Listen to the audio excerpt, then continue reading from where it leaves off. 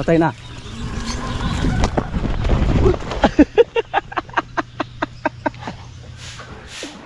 Yung mga bake natin dito, yung mga maliliit, nagsimula na silang kumain kahit nasa mga 1 linggo pa lang sila. Gusto talaga nilang mabuhay. Pero pinadidi po natin sila ng gatas mga kaprobinsya. May commercial po tayo na gatas na binili. Yung dalawa, yung mga maliliit. Sila po yung pinadidi natin ng gatas. 8 po yung mga bake natin dito. Yung mga maliliit, na huli po sila ng mga 3 araw. Kaya maliit sila. At doon sila nakadidi sa didi na walang gatas. Sa mga hindi po nakapanood sa una natin mga video, yung 4 na yan, galing yan sa ating isang inahin na ibinta natin. Tig-4 lang yung anak sa ating 2 inahin na baboy.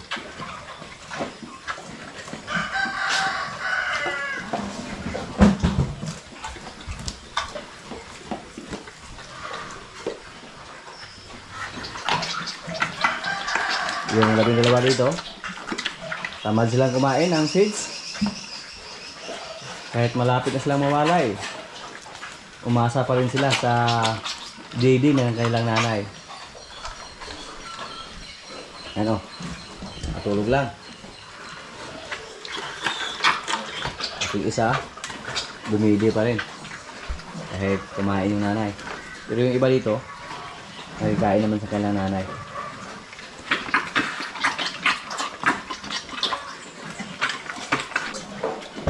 Yan oh.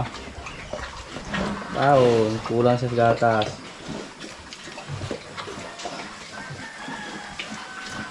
Nasirap yung mga yun.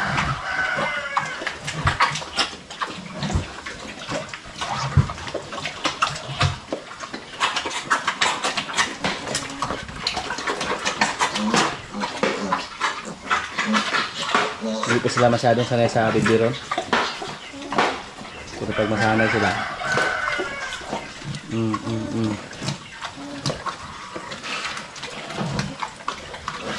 ikaw ba lumusop-sop?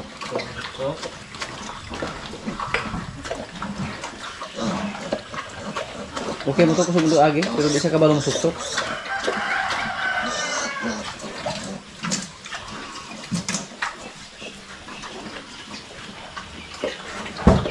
Kana oh.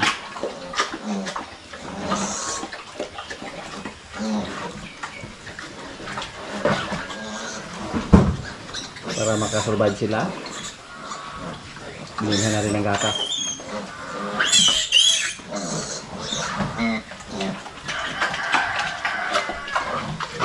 Maganda sana pag ganito lahat yung mga katawan sa ating mga bake.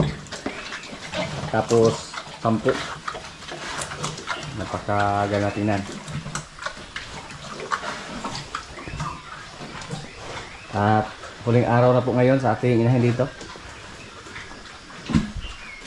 Siya po yung nanay sa mga maliliit doon.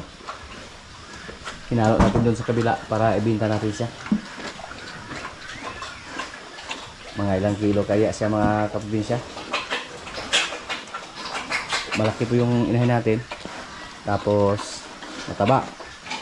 Pina-snacks lang namin siya ngayon. 1/4 na kilo na yung fish na pinakain namin. Para pag kunin siya mamaya, hindi po siya hingalin ng gusto.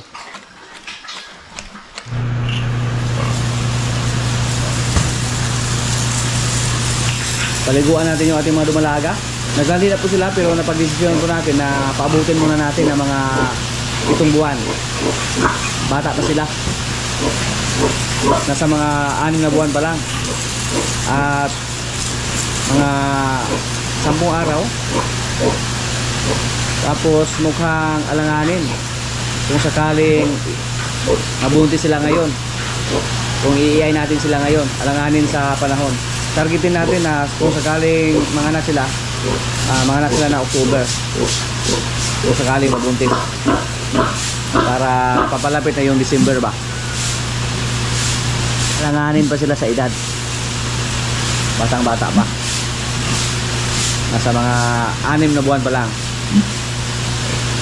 Naglandi sana silang dalawa. Hindi lang tayo magmamadali. Kasi ang epekto po pag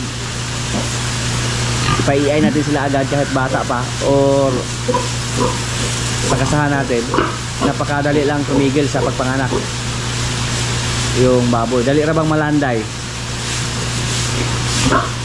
Kaya kailangan na umabot sila ng mga 7 buwan hanggang 9. So tiisin lang natin. Pero nung binilang natin yung araw, hindi pa sila umabot ng 7 buwan.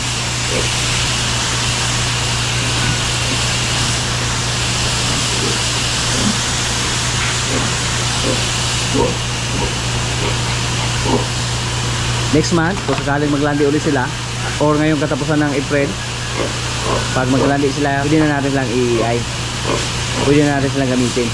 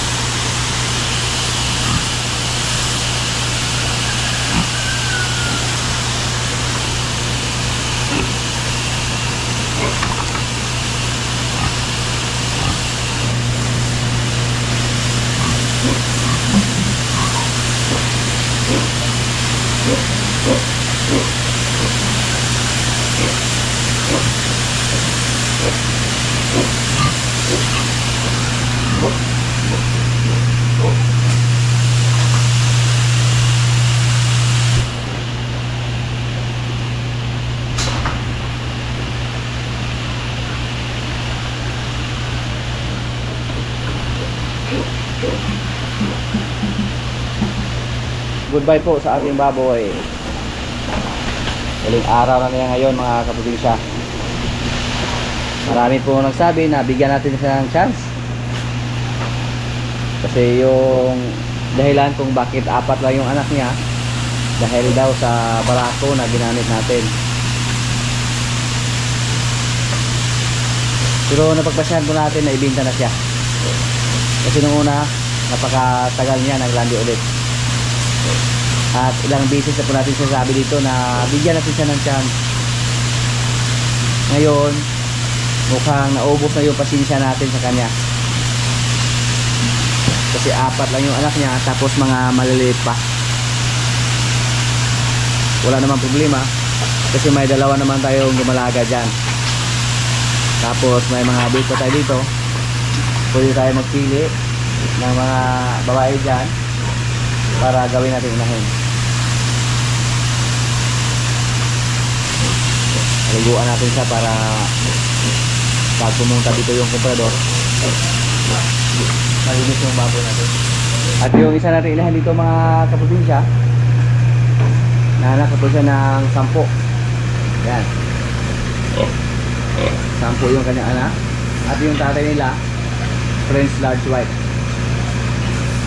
Pero napapansin ko po sa aking mga hybrid na baboy, kakaunti lang yung babae. Yung babae dito, nasa 4 lang. Tapos yung sa kabila, 5. Pero at least may babae mga kaprobinsya. Magtira din tayo dito ng 1 o 2 para gawin natin inahin. Kasi hindi po natin alam kung ano ang magiging resulta sa sunod na mga buwan dito sa ating inahin na 1. Baka kakaunti lang din yung anak niya. I-try natin or baka hindi siya maglandi. Kailangan po na may mga backup tayo kung sakaling hindi na maglandi yung mga inahin natin.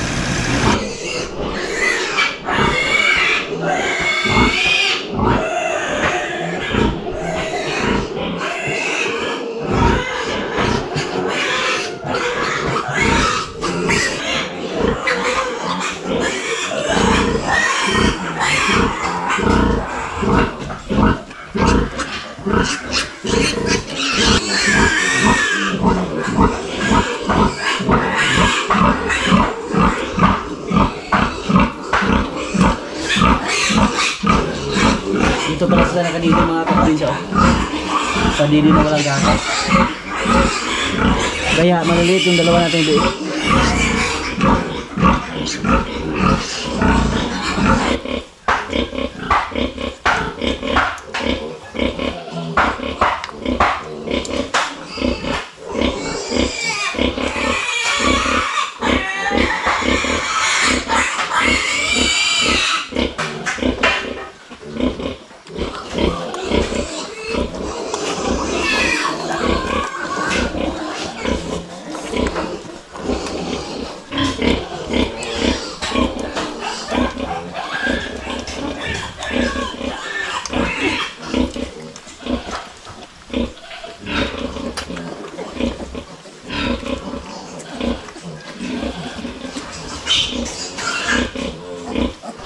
nasubukan po na bigyan ng dry feed yung mga biik natin.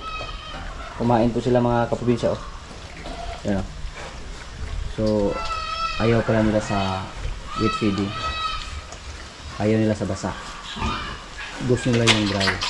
So yun na po ang gagawin natin habang hindi pa sila nasanay ng gusto sa feeds. Yung dry lang yung ibigay natin sa carry. Malapit na po sila mawalay, mga 5 araw mula ngayon iwalay na natin sila.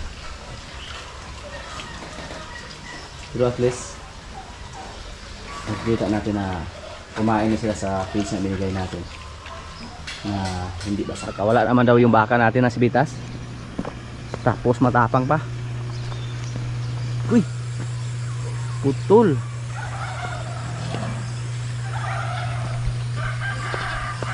Naputol yung tali niya. Yan po ang problema kasi matapang siya. Nanuwag. Lah, hala. Gusto nga ito daw? Namugtaw ra ba ng sapatan eh? No, napangusmong yun. Talaga na, kitaan ni Ron. Palayo na doon, palayo. Kitaan na doon. Asa na puti daw, na dito.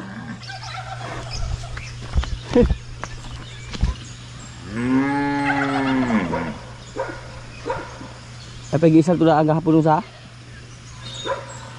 Yan o, naputol yung tali niya mga kaprobinsya. Yang busal jo, ilis na po. Murang gigamay na. Wala tayo taas na si Ana para bitek. Ah, supay na, supay. Problema ni pagdakop. Ito yung napakahirap na sitwasyon. Pag makawala yung baka natin. Tapos matapang pa. Buti lang hindi siya lumapit doon sa mga baka natin na nasa kulungan. Wala siyang tali. Supay pisi. Kung may dalaga dahil mamugtaw siya. Naganay rin. Ay si Dudong berak po na eh.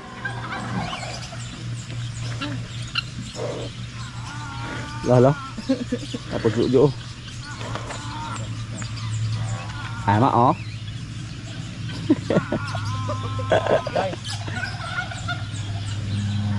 Tigis man. Po na siya ron. Palusa sa para piraha para mo sulod. Patay na.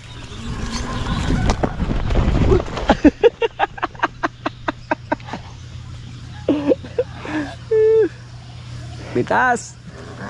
Dah. Pasunan dito skuan. Susay ang kurungan. Tabangig birakim.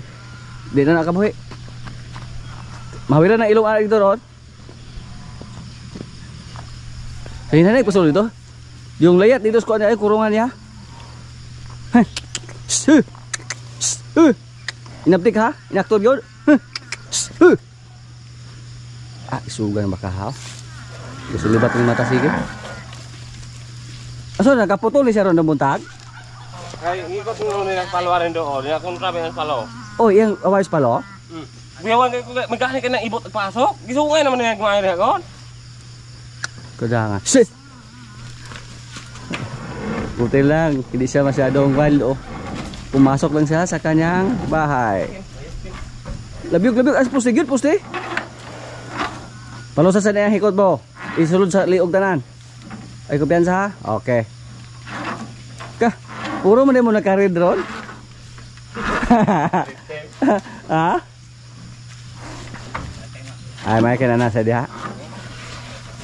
Na, inuwayo. Ay na pangusi kayo. Okay naman sa mulumbag. Kaya sa hugtig pa ng ilong masakay mo lumbag siya.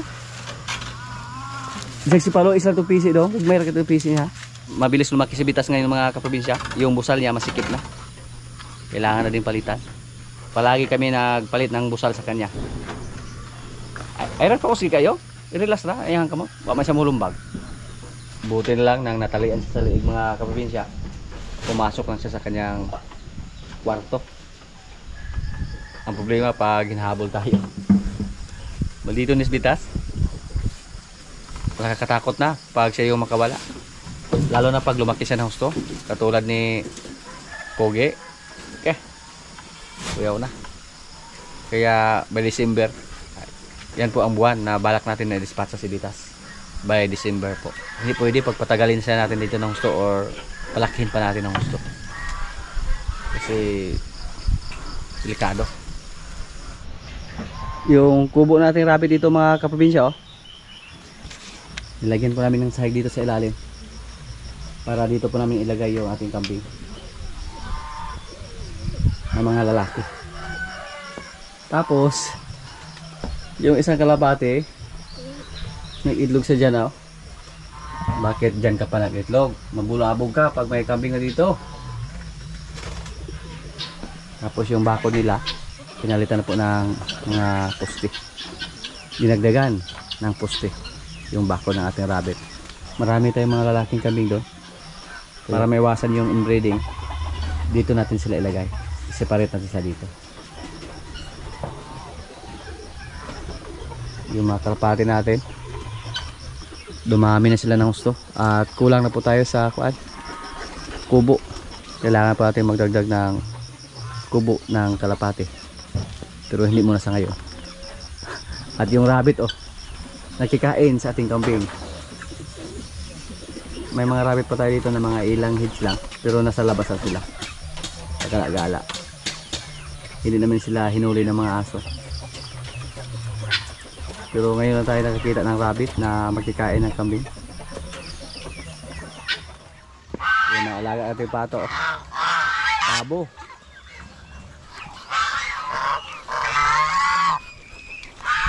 At marami tayo ng itlog ng mga pabo dito. Yung mga sisyo natin andun lang sa kabilang kulungan. Hello. Ito mukhang pato yan. Meron pa dito.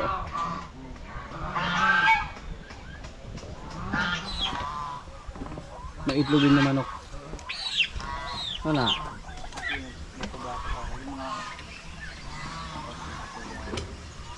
Isa sa mga problema natin dito ngayon, may asong gala na palaging bumisita dito sa atin.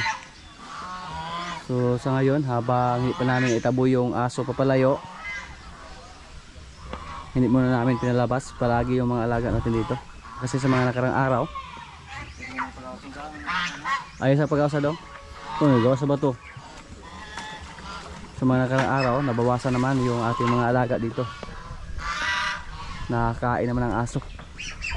Pabalik-balik sa dito mga kaprobinsya. Hindi lang namin naabutan yung aso. Napansin lang namin na nakuhaan naman yung pato natin. Kasi tumakbo yung aso na may dalang pato papunta doon. Masarap palagi yung pagkain niya kasi pato lang naman yung palagi niyang kinuha dito sa atin. Yung pato napakadali lang hulihin ng aso mga kaprobinsya.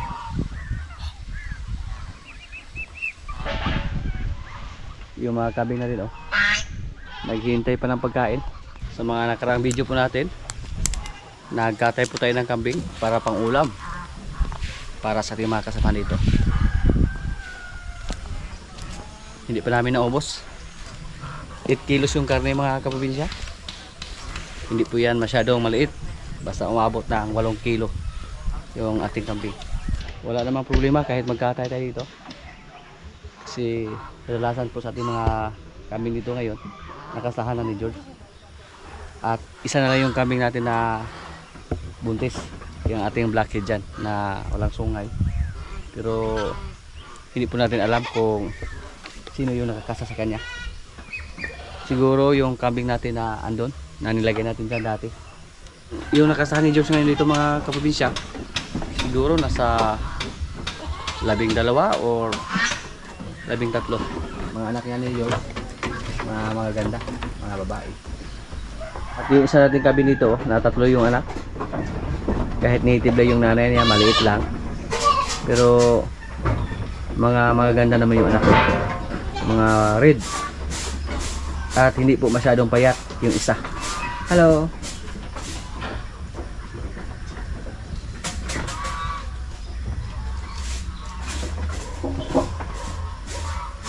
Isa na lang yung natira dito. Yung isa na lalaki yung kinatay natin. At sila po yung ilipat natin doon sa kabila, mga kaprobinsya. Kasi ito, kumasa na to. Napaka-agresibo po sa mga ganyang edad na kambing. Tapos makapagpabuntis na yan yung ganyang kalaki. Tignan nyo po, nagpadidi yung kambing natin na tatlo yung anak. Silit-silit yung gatas. Suga mo pa. Oy, sundot. Unahan lang sila sa didi. Pero yung katawan nila, yan. Yan po ay babae. Isa lang yung babae. Pag mawala na po yung mga anak ni Diyos, mga kaprobinsya, lagyan po natin lahat yan ng AirTag. Para tandaan natin ito na sila po ay mga anak ni Diyos. Isa sa mga pangarap natin dito na yung mga breeder natin na babae maging kalahi lahat ni George. Pero sa ngayon, kakaunti lang yung anak na babae ni George. Karamihan sa kanya anak mga lalaki. May dalawa pang lalaki dito.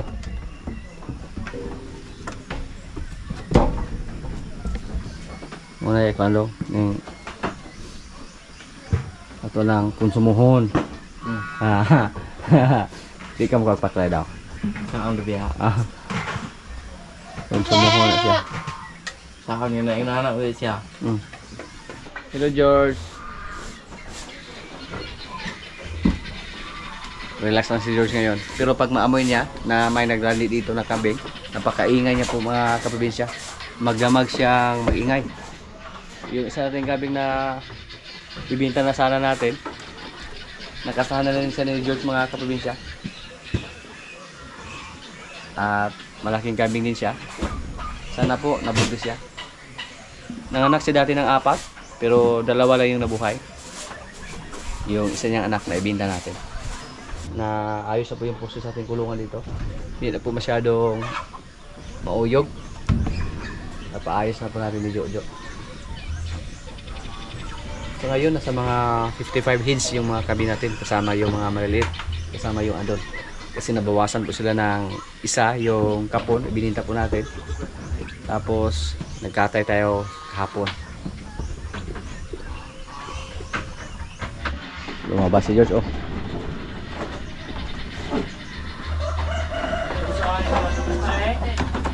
Ha?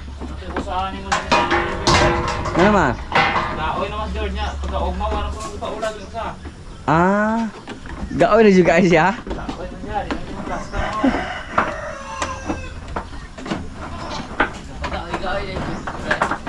naman. George, oh. Napagod daw si George sa mga nakarang araw dahil sa dami ng kambing na kinasahan niya. Ha? Pa pala kasahe? Daghan pa rin yung wala rin. Naglanduaw. Yung dalaga. Ay, akin na mo hapit na po na. Ay, murag kabalo po siya nga. Maoy ko no? Hapit na. Kumati George.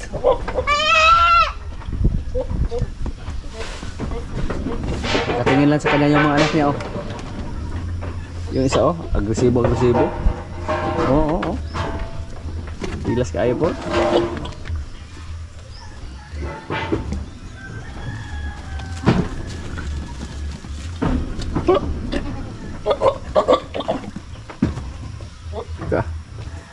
Asa na ibasin dito ron daw?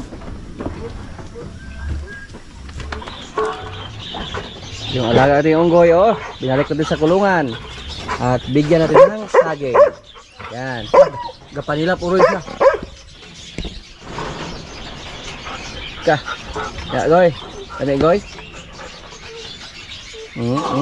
Walang karaang tao ba? Gali kasi mo abot. Gusto mong lumabas, goy?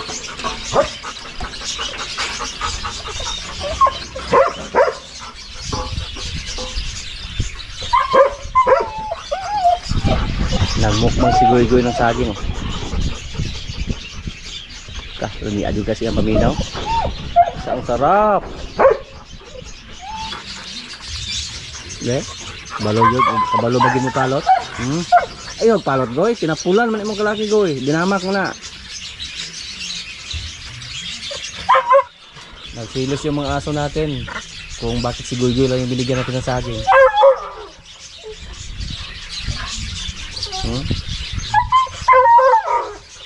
Gamit lahat yung mga kaani Goy-Goy.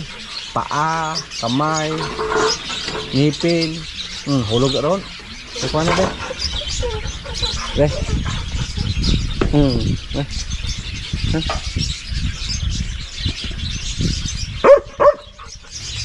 Masarap yung saging. Paborito ng ating alaga na si Goy-Goy. Pero pag araw-araw, saging ibigay namin sa kanya, magsawa din siya. Ano? Lapit na matapos.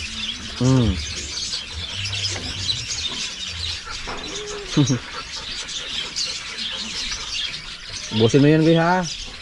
Huwag mong itapon. Tingnan natin yung ating asula dito. Kung nabuhay ba? Sana nabuhay lang.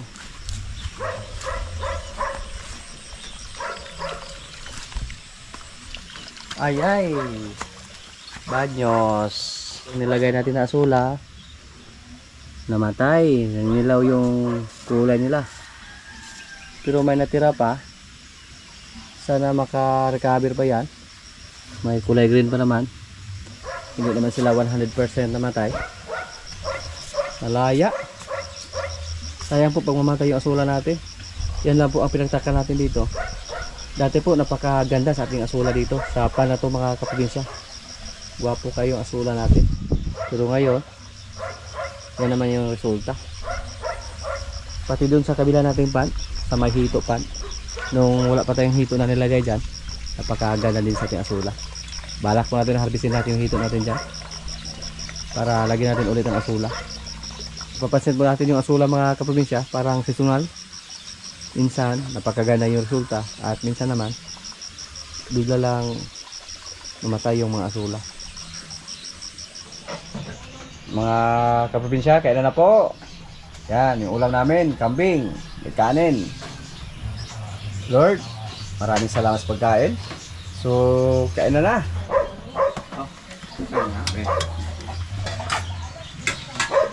Dodo, maluoy kita. Ano na, ako yung mukha ko na. Maluoy kita yung Dodo, magbuhan tayo ng kanding tao. Ano ba? Kung saan may pag-atasiga? Pag-onjo? Ito nga na. Ay, ito. Yung pinduto ng kuan, sige. Mama-charge? Wala na. Maon naman po na ito gani ha? Maon, pre.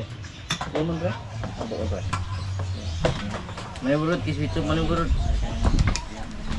Maon na gani ha, wala mapatay nila ako. Wala ka kay Noy.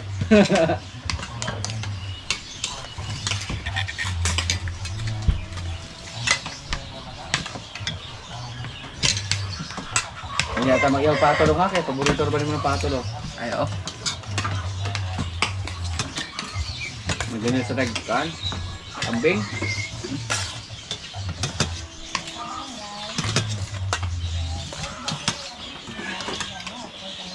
Kugihan ako mga matalo. Mga mampay ba? May magotan din nga. Kaya kayo lang? Murag halog lang ako nakitaan nyo. Hindi na sa angol yan. Nadawa, wala ka kayo mo danag.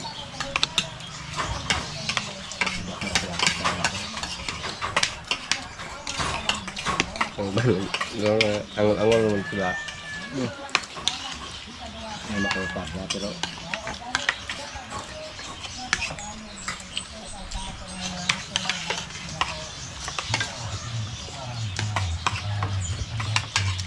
lugay-lugay pili na mahurap kung kanding dia kay kapay paklay taro mundo na.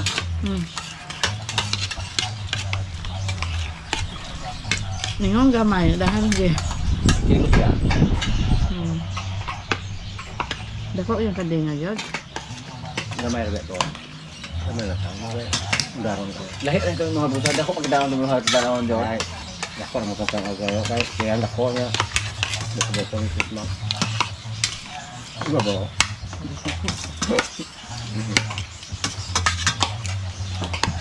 Kaya yung mga tanda nga. Dami ako yung nagdalang pa. Nami yun.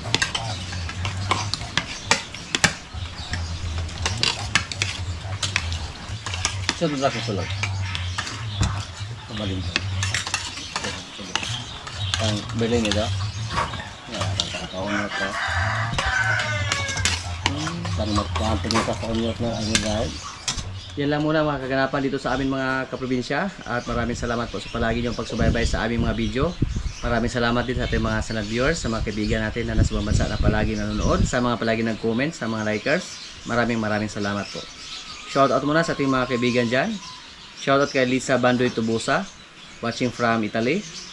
Shoutout Manilili family at Downfield family from Vancouver, Canada. Greetings from JC Garcia Manalili. Shoutout kay Nikki Kadilig from San Jose, Manhuyod, Negros Oriental. Shoutout kay Chris Apali Ramini from Makati City. Shoutout kay Jose Barino. Shoutout kay Marlon Sarsaliho. At sa mga hindi ko po na shoutout na lang po sa inyo lahat at maraming salamat po.